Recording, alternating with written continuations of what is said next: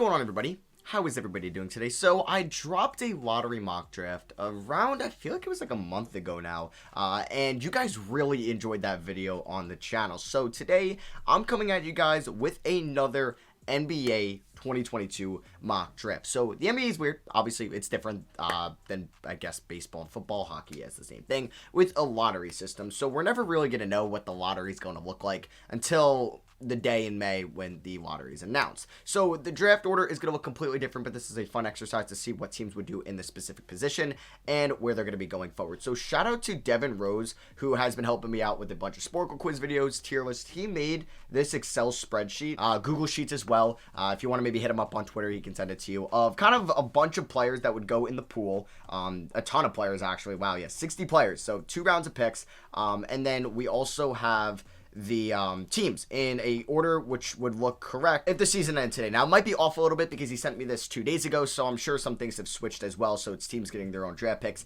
in the later on. Like, the Grizzlies would have 3 first-round picks right now. Wait, what? That's correct? Yeah, they get one from Utah, and they also get one from the Lakers. Oh, wow. Would you look at that? What is the Lakers one from? Why am I forgetting how they get the Lakers pick? I guess, it's the Pelicans Bledsoe trade, yes, and they get the Jazz one from the Conley trade. Okay, so yeah, I'm only going to be doing a first round. I believe this is kind of like the second round right here, but I could be wrong, but, or no, it's in team order. But yeah, we're just going to be doing first round here. We have 30 players. Drop a like if you guys want more mock draft content, and for this one, we have the Orlando Magic with the first overall pick in the draft. So I think this is like a team that's 7-33 at the moment. It might be different when you're seeing this. And they have been bad this year. And they're a team that doesn't have a lot of veteran talent. And they're really, we expected them to be bad because they have a lot of young talent. They've been up and down. It's really a trial year. It's really just kind of see who's going to perform. Wagner playing well. Cole Anthony playing well. What's going to happen with RJ Hampton, Isaac Okeke, Bamba, Carter Jr., Jalen Suggs. Like, all those guys are TBD, maybe besides Suggs and Isaac. So I think that they're going to go for the most NBA ready player as well as like the best player, and I think that would end up being, because this is in alphabetical order, Jabari Smith Jr. of the Auburn Tigers. I think he's good enough to be I gotta make sure this is gonna bother me. Yeah, so he's, I think, gonna be good enough to be an immediate impact right away. I think you stay away from Chet, maybe Jalen Duren as well, because maybe they take a little bit. Jaden Ivey would, I think, be a great piece of this team, and yeah, who knows? Maybe they fall from 1 to 5 as well on the lottery night. So I think you stay away from Chet, and it really comes down to Jabari Smith or Paolo Banchero, and I think Smith's playing well enough where I would be good enough giving him the number 1 pick. Now, number 2. I was thinking about this. Like, what would the Pistons do, right, with the top 5 pick? I don't think Chet would be the move here. I think Jeremy Grant is inevitably going to get traded, so Smith and Banchero are up there. But I would just love Jaden Ivey and Cade Cunningham in that backcourt. It looks like Killian Hayes really isn't working out as a long-term guy there. And I think I would love Jaden Ivey, but I don't think that they would do that. I think they would go with Paolo Banchero on the board. And like I just said, there's a really good chance that Jeremy Grant gets traded at the deadline this year or in the offseason, so I could see that happen. Next up at 3 for the Houston Rockets, Chet's still on the board, Jaden Ivey still on the board, and then Jalen Duren still on the board. So Chet and Duren, I think, are the picks here. I mean, Ivey, I think, will be good enough on the wing for this team, especially. So it's tempting. I think, actually, I'm leaning towards Ivey, and I'm not going to not draft Duren or Holmgren just because they have Alperen Şengün, who they spent a first-round pick on last year, because we've seen it with Cleveland this year. They gave Jared Allen $100 million. They drafted Evan Mobley at 3, and it's working out better than anyone expected. So I think teams can still do that. So I think right now it would come down between Holmgren or Ivey, but I just feel like they would love Jaden Ivey just to kind of push that tempo for them. Have Ivey and Green on the wings. I would be actually a huge fan of that. So I know Ivey, well, he's the sophomore. Maybe he's not like the guy with the highest ceiling here, but I think the Rockets have a lot of high ceiling players. So they're just looking to get better right away. And I think Jaden Ivey will be good for that team. So I think OKC would be very happy with how this draft ended up, and they would take Chet Holmgren there. They don't really have their long-term fit there at the 5. What is going on, Excel? Come on.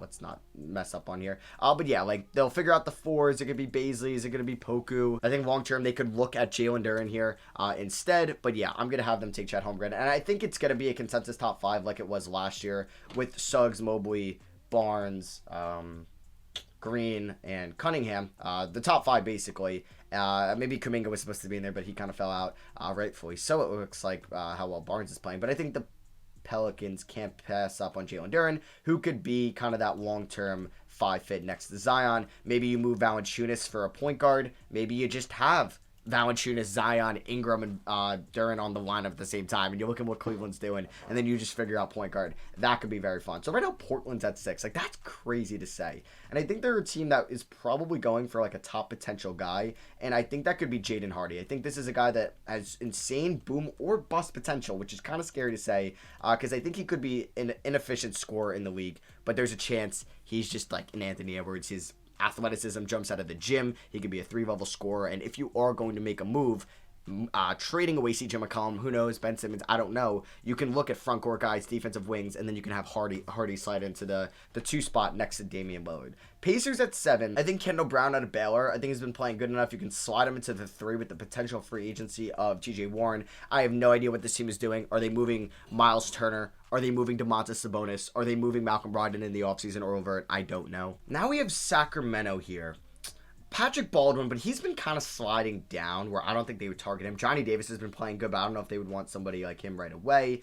Michael Foster to the G League, but I don't think he goes that high. I've just kind of been crossing out these names. So I'm kind of looking at like a big, there's so many good guards here with Ty Washington still on the board. Maybe they go, you know what? I think they can go as well. I think they like the Davion Mitchell pick. That was more of an NBA ready guy, and I think Keegan Murray can provide them some shooting on the perimeter for them next year. Maybe they look for that power forward. Maybe they get lucky in the lottery and imagine they had Jabari Smith or Paul Banchero to this team. It would be sick. But yeah, right now they're going to be at 8 taking Keegan Murray, one of the best shooters in this draft out of Iowa. So next up we have the San Antonio Spurs. Now the Spurs are a team that need front court guys. My voice cracks right there. But this is kind of wing and guard heavy. Like, I don't really think they target AJ Griffin right now. And like, they have DeJounte Murray. They have like Lonnie Walker, Derek White, Joshua Primo they just drafted. So maybe they take a flyer on Patrick Baldwin, but he's not been good this year for Milwaukee. So I don't really know if he ends up getting drafted in the top 10 at this current moment. And like, I think Mark Williams would be a little bit too high. I think maybe I'm going to go to the Spurs stereotype. I'm going to do it. They go for Nikola Jovic. You could be a 3 or a 4 for them next year, and he's the first foreign player off the board. I know I'm leaning into the stereotype, but I feel like if this is the way the draft went in, maybe they go Ty Washington. Maybe they go Trevor Keels. Maybe they snag Caleb Houston. I don't know. But I don't think they'd take a guard. And Atlanta, oh my God, I would love to see Jaden Ivey in Atlanta. I was thinking about this today, and I would be like, wow, this would be the most exciting thing ever. But I think they would go Dyson Daniels out of the G League Ignite. Somebody that could be your long-term 2 next to Trae Young. And I think that would be a nice fit offensively and defensively for them down the line. Now, OKC, a team that could actually take, I think, a Patrick Baldwin Jr. here at 11. Now, I don't know where his stock's going to be on draft night. That's why I'm doing this right now, because the potential is still there for him in a good system. And if you're landing Chet Holmgren and Patrick Baldwin Jr., shout out to the Thunder franchise. I mean, I had Cade and Patrick Baldwin Jr., but that would be kind of fun. That would just be the freakish, like, front court, skill-wise, like, ball handling for a front court pairing in the league, and I would just be a huge fan of that. Now we're on to the Knicks, who desperately need a point guard, and lucky for them, there's a ton of good point guards on the board here. There's Gene Montero, there's Kennedy Chandler, and I think I'd like them taking Gene Montero out of the overtime league. I think he's shifty enough, he's a good enough ball handler. Obviously, there's not going to be, it's going to be weird. First overtime elite player getting drafted. There'll be a couple in 2023 as well, but I think the Knicks need to take their point guard, and there's a couple on the board. Like, they could go with, like I mentioned, Kennedy Chandler. They can go with Ty Washington. We'll see Trevor Keels declares as well. J.D. Davison could potentially be a guy. Does he even have Keels? Yeah, he does have Keels here.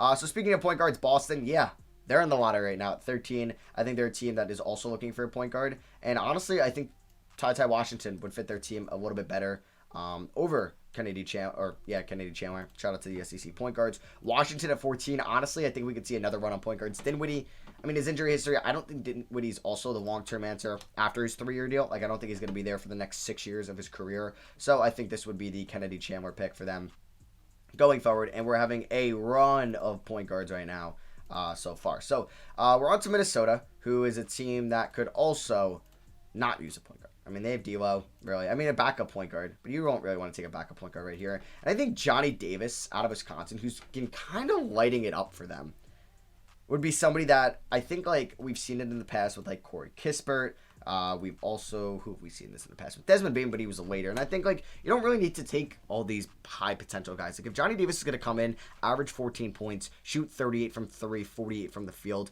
and be a good enough sixth man for you in your future, that's all you need. And I think Minnesota is tired of maybe taking these boomer bust guys, and they want to make it into the playoffs as soon as possible. We'll see if they make it this year. And that could be Johnny Davis. So now we're on to Denver.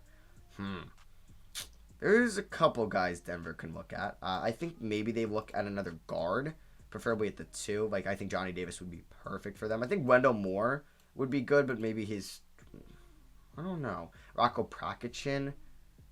Man, this is tough. I don't really know. I gotta think about this one. And I think Denver would go for a boomer bust guy because they're talented enough, but I think, I don't know. There's really nobody here that I think could make. I mean, like Tari Eason, I'm sorry if I'm butchering it, but I think out of LSU, he's probably like one of the better guys that could be here right away. Like, I kind of have like a big board up on my right too, just to have it in order. Yeah, he is a sophomore, and he gives you enough size to play the power forward spot, which I think you can use as well. Yeah, I like Tari Eason there. And then Charlotte. Charlotte is a team that needs a center. And I think I have one perfectly. Let me just highlight out Patrick Baldwin. But yeah, we got to go all the way down. Mark Williams out of Duke. I think there's a chance he goes higher than maybe where he should go just because of the lack of bigs and specifically 5s in this draft. So we're on the board here with Memphis, a team that really doesn't need anything. They need star talent, right? Because they have just 12 guys that could be in your rotation. It's kind of crazy how much talent they have on their team at the moment. So I think they can go for somebody maybe like Zaire Williams, who they took, that has a little bit of kind of like star potential or boom potential. I don't know if that's Caleb Houston. I'm kind of looking at my big board. And the next up would be Benedict Mathurin out of Arizona. And I actually think, yeah, he would probably be a great pick for them. Put him up next to John Morant. Like, I even think Benedict Mathurin, who I don't know if I want to change it and have Benedict go to Minnesota. You know what? Yeah, and Johnny Davis is just like another Desmond Bain type. Davis is only a sophomore. Sure, I'll leave it at that, though. It's not the end of the world, but if you want to switch Mathurin and Davis, if that makes you upset, we can do that. So we're on to 19 now with Toronto. A team that is also kind of rebuilding, but they may make the playoffs this year, but I think they don't really need to take somebody that's really good right away, and I think they could take somebody with high potential, and that could be overseas defensively. We know they love their defense, is Ousmane Dieng. So is he not on here? Oh, no, he is. Out of New Zealand, I think he could be somebody that doesn't need to make an immediate impact for them, but can get enough playing time there as well, especially if they move Pascal Siakam, which I don't think is going to happen. Dallas, they need shooting, and I don't know. Like, I'm just kind of looking at my big board to the right, and who would provide them? I don't know. Maybe Ty Wash. Is he still on the board, Ty? No, I think I ended up, yeah, I put him to Boston. Huh. I don't really know. Jabari Walker? No.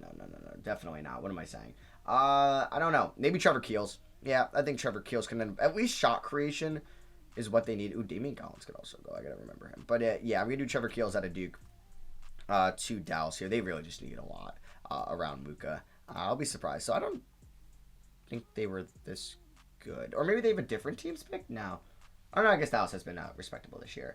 So next up, I think there's a chance Cleveland looks for another wing. And I think, like, the potential is there. He just had, like, his first kind of, not breakout game, but a really good game the other day in A.J. Griffin out of Duke. Hasn't really been getting a lot of playing time, but a little bit more as of late. And the potential is definitely there. So we got back-to-back Duke players, and we got 3 to the last 5. Philly, I think they could be another team that just takes a wing, you know? I don't really know if they look. Oh, no. Maybe they take J.D. Davison, especially if they move on from Simmons, which they probably will. They can use another point guard because I don't think Springer is really an answer there at point guard. So let me just kind of highlight these two. And I didn't want to do that. I just want to do this. And yeah, J.D. Davison out of Alabama at 22 is good value. I don't know if he might stay another year if you feel like he can do better, which I think could be a case. So he's kind of a flyer. Milwaukee, I like Harrison Ingram. And it's actually kind of nice for Milwaukee that they do have a first round pick this year because they won't go a lot going forward due to like the PJ Tucker trade, the the Drew Holiday trade. So they kind of need to. Okay, for a second I thought I wasn't recording. I would have been so upset. But they kind of need to land on this pick because they're not going to have a lot of draft capital going forward. Next up, we could have, okay, so we have the Houston Rockets, a team that I also think doesn't really need to specifically take a boomer bust guy, like a player with a super high ceiling. So I kind of like Jabari Walker out of Colorado here. I do. Yeah, I'm gonna take or Bryce McGowan's. You know, somebody that can provide them some good shooting as well, and just kind of some shot creation. Like, why wait on him until the early second? Like, that's where he may go anyway. Like, why not just take him at the end of the first? Yeah, you know what? I like that. Get some good wings there in Houston. You're getting Bryce McGowan's. You're picking up Jaden Ivey. Ooh, I love that so much. Miami, a team that I think could also use some big man depth here.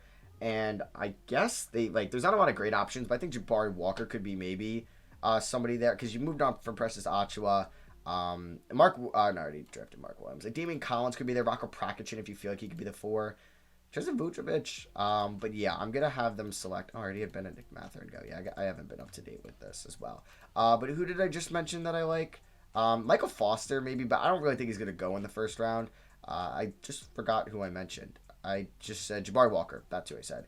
And I was like, is he not here? Nope, he is. I think he's playing well enough there in the, is Colorado in the Pac-12? I honestly don't know what conference they're in. I should know that. I want to say they are in the Pac-12, but could be wrong. It would make sense, but I honestly don't even know. But now I'm curious, so I'm going to look up Colorado Conference. Yeah, they are the Pac-12. Okay. Maybe it's because they're never anything in football, so that's why I thought of that. All right, so Memphis now has back-to-back picks, and they already had Benedict Mathurin in this draft, so I think this is where you could maybe take a little bit of a boom guy or bust guy. Like Caleb Houston, I think can go eventually in the second round, but I do like the opportunity of Rocco Prakicin, someone that could be a good big/ball handler in the league. Yeah, right? Like, I just kind of want to see his frame. He's 6'9", 225. I don't know. Does E.J. Liddell go over him? Yeah, you know what? I could see Memphis saying they prefer E.J. Liddell out of Ohio State. Yeah, you know what? I kind of like E.J. Liddell going to them out of OSU. He could maybe be a late first. I mean, I'm fully, like, if they have 3 first-round picks, I definitely expect Memphis to trade their picks. Maybe they get in the Ben Simmons sweepstakes, but I doubt they want to get rid of Triple J anyway. And then I think they can go... I feel like Caleb Houston is solid value here out of Michigan. Get another wing, maybe similar to Zaire Williams. All right, so we're on to our last 3 picks. Chicago, I think they could look at a backup big as well. I don't know if Damian Collins, but I think like Yannick Nosa could be a guy. Yeah, I have him as a first-round grade at the moment, so I think that's makes sense. Golden State here, I think they could enjoy Prakicin, but I think, honestly, he's not talented. Like, I don't know. I guess it's more his class might hurt him, but Wendell Moore. Maybe I should have him even higher because he's been playing amazing for Duke. Golden State, maybe he should have went higher, and maybe I'm going to regret that. So you can let me know in the comments if you think he'll go higher. And OKC here at 30, let's have them select Max Christie. Yeah, why not? Out of Michigan State, I think I would like that fit as well. I think he's a early second, late first grade. So you're going to Marjan go in the first. You could also have, I don't think Max Amos goes. Damian Collins, maybe teams get big hungry. Alan Flanagan, I already had Caleb Houston go. Ron Harper's been playing well, but I don't think he goes in the first. So yeah, let me know what you guys think of this mock draft down below. It's a first round mock. Obviously, it's going to switch a lot. Even like, I doubt Peyton Watson goes, but Rocco Prakicin. So yeah, let me know what you guys think of this mock down below. Let me know what you agree with or disagree with, and drop a like if you want more mock draft content on the channel, and I'll make sure to bring it to you guys. I love y'all, and I'll catch you on the next one. Peace.